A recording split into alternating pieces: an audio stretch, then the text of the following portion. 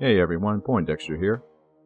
And today we're going to begin playing Amerika Bomber, Evil Queen of the Skies, designed by Gregory Smith and published by Compass Games. This game is set in an alternate history beginning in 1947, with the Germans being complete masters of Europe.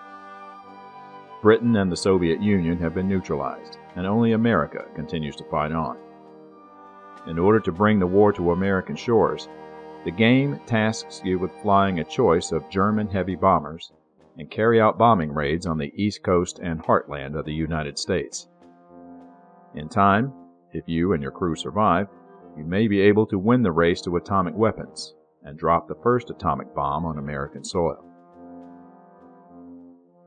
If you have played any of Greg Smith's solitaire air combat games, such as Night Fighter Ace or Interceptor Ace, you'll be familiar with some of the mechanics in Amerika Bomber. These games are narrative-based, using charts and die rolls for most results, and Greg does a great job of keeping the housework to a minimum in these games, only focusing on the most relevant aspects, which makes most of these games fairly quick affairs, but with a lot of realistic chrome to really pull you in.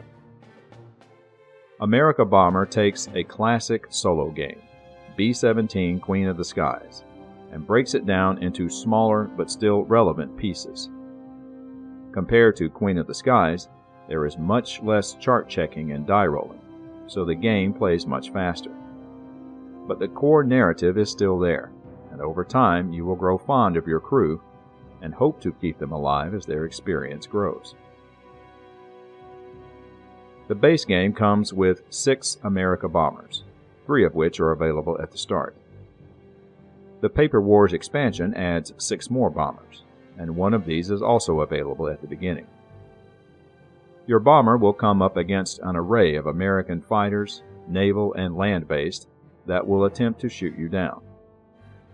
The goal is for your bomber to fly through several zones, rolling for enemy encounters, and make your way to the target area, where you will attempt to bomb the target with bombs, leaflets, or even enemy agents. There are photo reconnaissance missions as well. The success of your mission depends on the percent accuracy of your bombing and is used to determine your level of victory at the end of the game.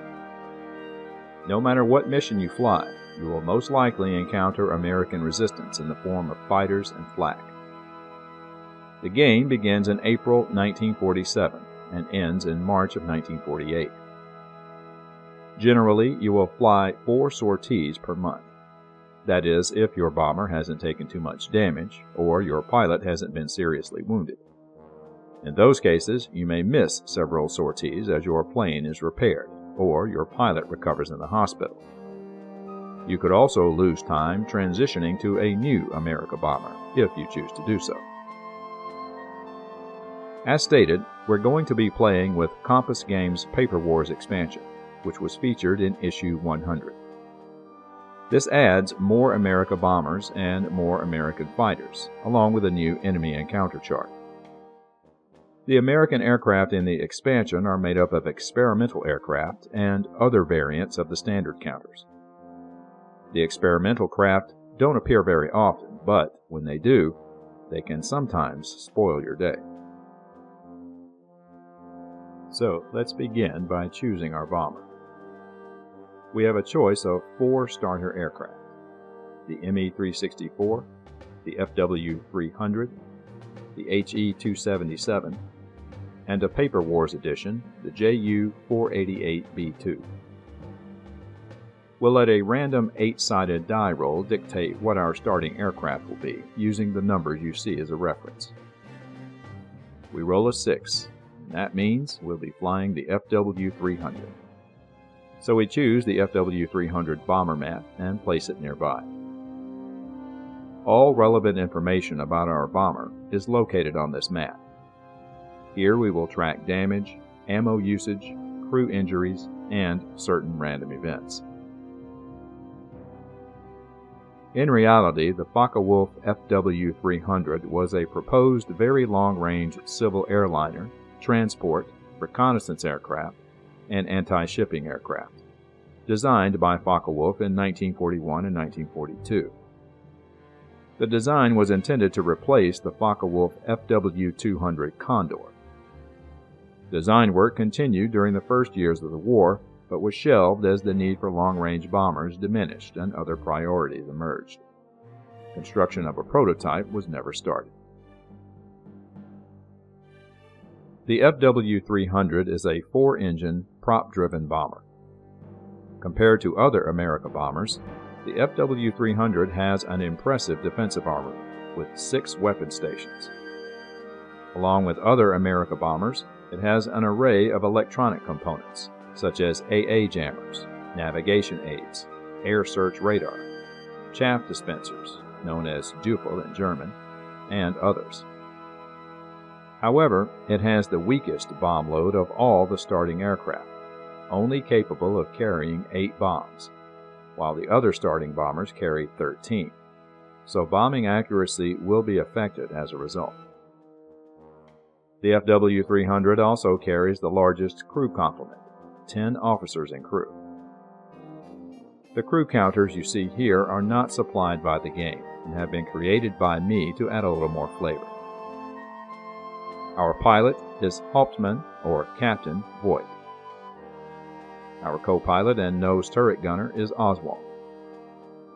Eichel is our flight engineer and top front turret gunner. Our next group are all gunners. Kleiner mans the top mid-turret. Kranz is the ventral turret gunner. Sauer is the top aft turret gunner. And Lorenz is the tail gunner. As you can see, the FW-300 is very well defended. Rounding out our last 3 crew members are Boehm, the navigator, Berger, our bombardier, and our electronic warfare officer, Herman. Our base of operations is the Azores, a Portuguese archipelago in the Atlantic Ocean. The Amerika Bomber Group is known as Kampfgeschwader 300, or KG 300. The group operates around 102 heavy bombers of various designs. We've already chosen our starting bomber, the FW-300, and will also place the combat mat next to our bomber. This mat will be used to resolve American fighter attacks. We'll also place the sortie log sheet close by to track our progress. We note our current bomber type and the pilot in command. We should also name our bomber. Our FW-300 will be called Atlantic Pride. We also placed the new interception chart from the Paper Wars expansion close by as well. This chart will be used to determine the type and number of American fighters that will attack our bomber as we move through several encounter zones. This chart replaces the interception chart that comes with the base game, but we will utilize a portion of the original chart, specifically the B3 damage charts seen here, to track damage results to our bomber and for wounds to our crew. We also place the zone tracker chart, which is used to track the progress of our bomber. We'll place the A1 raid chart next to it, which is used to determine the target for our current mission. Finally, we place chart A2, which tracks pilot and crew stats, along with any skills that we have purchased. Skills are purchased with experience points, and the player begins the game with 1, which he may use to immediately purchase a skill, or he may save it for later in order to purchase more powerful skills. At the bottom of the chart is a research track, which we'll talk more about a little later. As stated earlier, our pilot starts the game as a captain. Every 4 months, if he survives, he has the opportunity for promotion. The crew receives 1 experience point for every 4 sorties flown, regardless of success. Sorties that are skipped due to plane repair or injury to our pilot do not count. For reference, these are the skills that can be purchased in the game. The number in parentheses is the cost of the skill in experience points. For now, we'll forego purchasing a skill and save our experience point for later.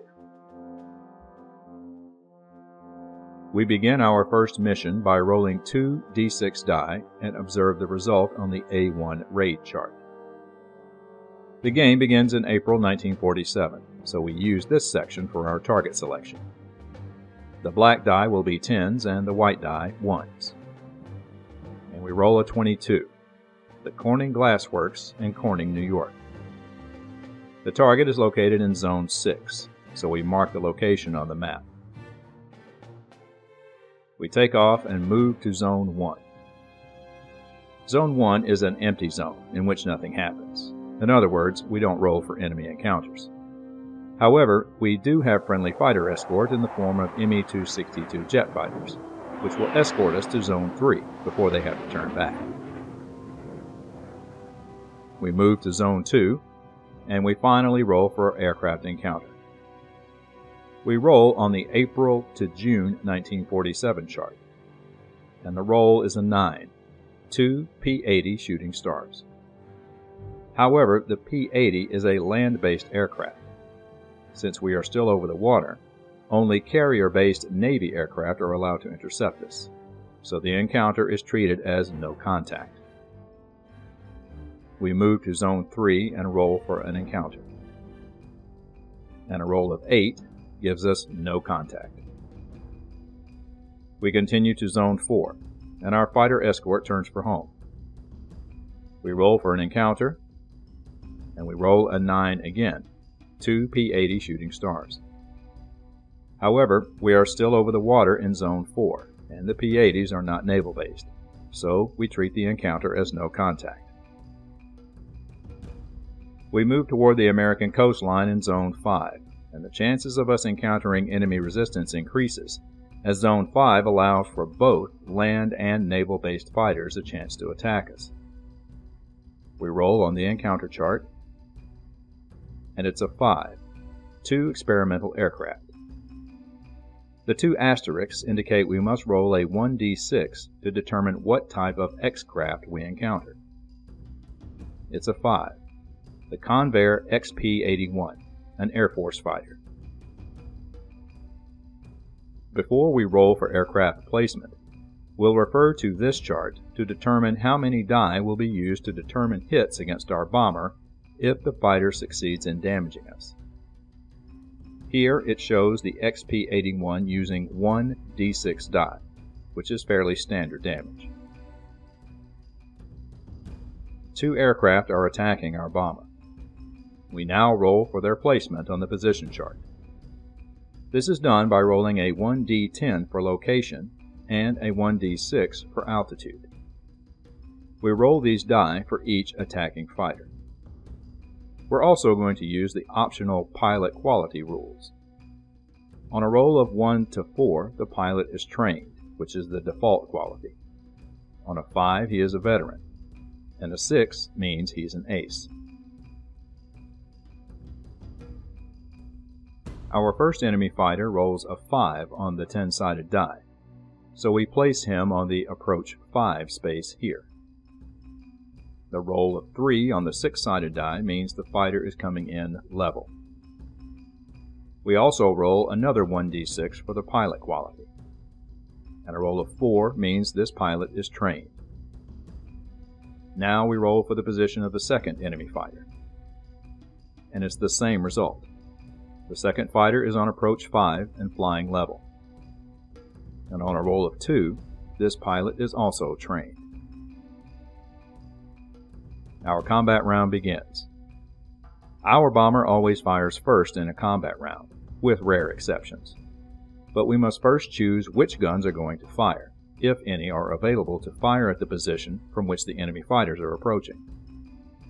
Before we begin assigning gunners, I must point out that we're using another optional rule which tracks ammo usage for our gunners, though it is extremely rare to run out of ammunition. We'll reference this section to see which of our guns are able to fire at the bandits. The FW300 has 3 top gun turret locations: front, mid, and aft. Our 2 bandits are approaching from a level position and from approach location 5. This means all 3 of our top turrets will be able to fire. Also, the gun locations have a firepower rating of 6, which means if we roll a 1, 2, or 3, we will damage the fighter. A 4, 5, or 6 will destroy it. However, we must first hit the fighter with our guns. So we reference this section here to see what we need to roll to hit the bandit. The enemy fighters are on approach 5. So on approaches of 4 and 5, we will hit the bandit on a die roll of 5 or 6. Now we will mark which guns will fire at which fighters. The top front and mid turrets will target this bandit, while the aft turret will target the other. We hit the bandit on a roll of 5 or 6. Our 2 turrets blaze away. Both turrets find their mark on rolls of 5 and 6. We now roll for damage to the bandit. We'll roll for the front turret first, and it's a 2, which damages the fighter. Though the bandit will be destroyed on the next hit, we'll roll for the mid turret for effect. And a 6 destroys the bandit, giving Gunner Kleiner his first kill. Aft turret Gunner Sauer targets the remaining fighter, and misses wide on a 1. Now it's the bandit's turn, and he moves to attack from long range.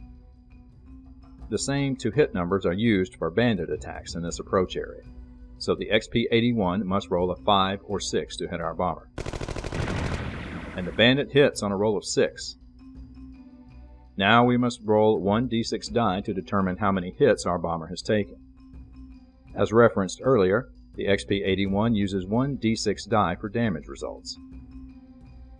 We roll a 4, and the bandit scores 4 hits.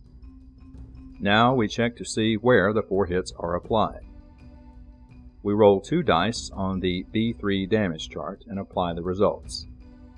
The colored die will be the 10s and the white die 1s. Our first hit is 62, the Bombay. The yellow box means we'll also have to roll again on the damage subchart. A double 1 would be catastrophic, as the hit would strike our bomb-laden aircraft and detonate the bombs, destroying the aircraft and ending our game. Fortunately, it's an 8, which only causes minor damage. We now roll for our second hit, and it's a 33, the airframe. It takes 8 hits to destroy the airframe, and when that happens, our bomber is destroyed. We roll for the third hit, and it's a 63, the wing root. We'll randomly choose which wing was hit with a die roll, odd number for the port and even for the starboard. And a 6 applies damage to the starboard wing root. We roll for the final hit, and it's a 52, another airframe hit. All damage has been applied, and we begin another round of combat. The bandit moves to medium range, but our gunners will get the chance to shoot first. All 3 top turret guns will be aimed at the bandit. The guns hit on a roll of 5 or 6, and the turrets blast away at the lone fighter. The front and mid turrets hit on rolls of 5, but the aft turret misses on a 1. The 2 hits are enough to destroy the fighter, but we'll roll to see who gets credit for the kill. And our top turret gunner and flight engineer, Eichel, destroys the bandit outright with a 4. The mid turret gunner adds a damage hit with a roll of 1, but Eichel gets credit for the kill. Atlantic Pride moves to Zone 6 and finally arrives over the target. We roll for an encounter once again. And it's an 11, 2 P-80B shooting stars. These are land-based aircraft, so they will be attacking our bomber. The P-80B is a Paper Wars edition and has a special property. We must apply a -1 to the final damage roll to any hits made on this fighter by our gunners. Fortunately, the P-80B's damage roll is limited to 1 D6 die, the same as the XP-81's encountered earlier. We roll for the placement of the 2 bandits. One P-80 approaches from port side at high altitude, and the second from approach 9, a vertical climb. From this position, there is no need to roll for altitude, as approach 9 is automatically a low position. We also roll for pilot quality. And both bandits roll a 5. These are veteran pilots who will cause one extra random hit if they manage to damage our bomber. We'll now choose which guns will fire at the bandits. Once again, all 3 of our top turret guns will be trained on the approach 5 bandit, while Kranz, the ventral turret gunner, targets the bandit in the vertical climb. All guns hit on rolls of 5 or 6. First, we resolve the top turret gunners. And only the mid turret manages to hit the bandit.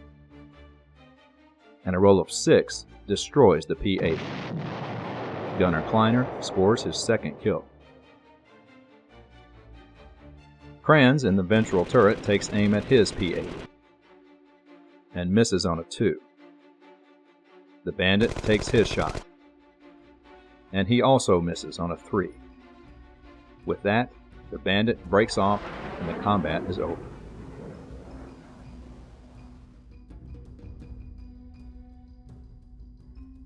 Now that our bomber has fought off bandit attacks, they must now endure flak while performing their bomb run. First, we roll to see the severity of the flak encountered. A roll of 3 means medium flak. We now roll 2 d6 die for AA damage, or the number of random hits we will take from flak. And we roll a 9. Normally, 9 hits could be catastrophic to our bomber. However, we do have several modifiers that will affect the final number. First, we apply a -1 modifier because of medium flak. We also apply another -2 for anti-aircraft jamming. In our electronics suite, we have an undamaged AA jammer, which will apply the -2. And we also have 2 duple, or chaff dispensers, which apply another -2 per dispenser. You can fire a maximum of 2 duple at one time, which we will do. With all the modifiers, we add a -7 to our total of 9, which leaves us with a final total of 2 random hits. Now we'll roll for the location of the 2 flak hits. The first hit is 61, weapons. We roll on the subchart to see which weapon took the hit. And it's a 7, which is only minor damage. We roll for the second flak hit, and it's a 61 again, another weapon hit. A roll of 10 means the ventral turret has been knocked out. Now we begin our bomb run. First, we'll roll to see if we are on target. There are no modifiers in play at the moment, so it'll be a straight dice roll. And a 1 puts us squarely on target. Next, we roll to determine the results of our bombing. Since we're on target, we roll 2 d6 dice on this column here. Since our FW300 only carries 8 bombs, however, we apply a -1 modifier to the final result. And we roll a 5, but we apply the -1 for a final total of 4. 20% of our bombs land within the target area.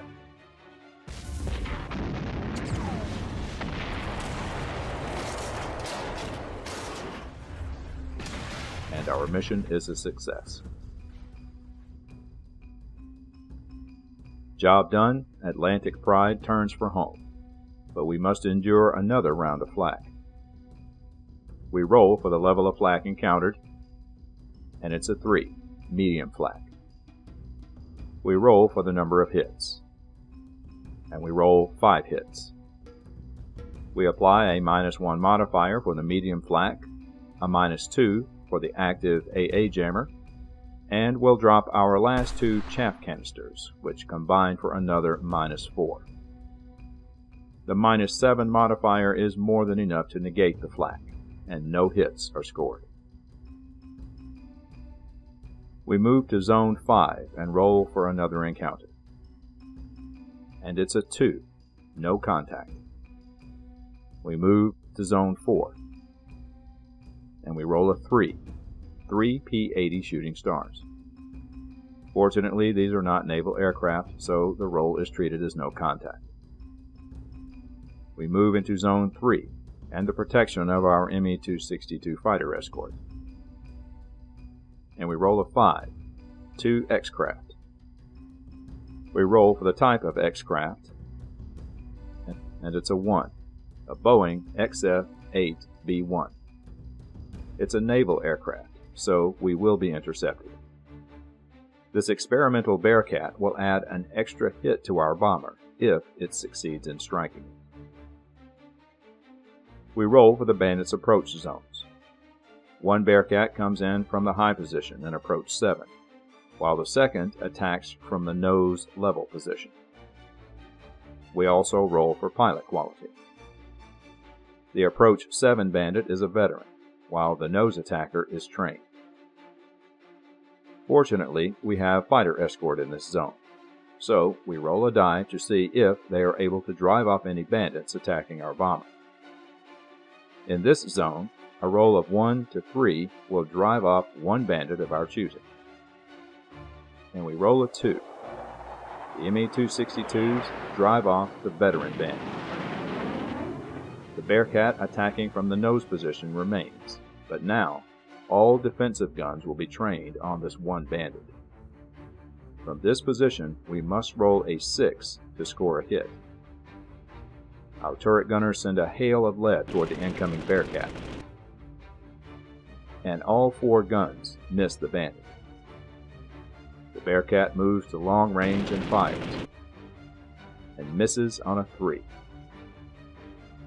Our 4 guns take aim once again and fire.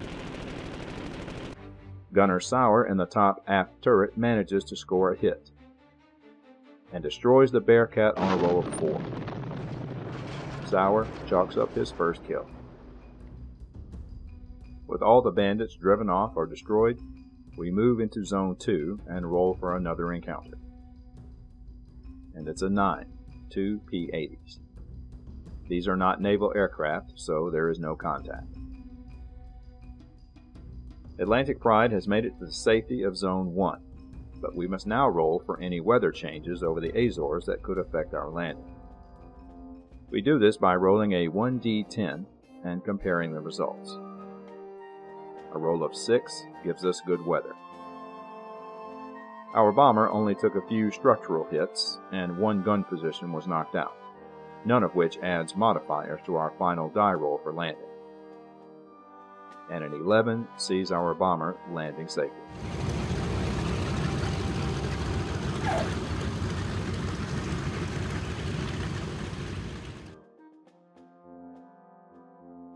Our bomber took less than 6 hits, so she was quickly repaired and ready for the next sortie.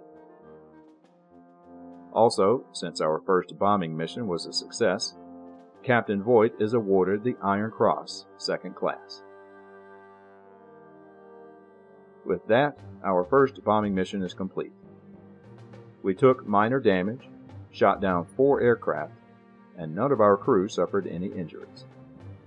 Overall, a very auspicious start for the crew of the Atlantic Pride.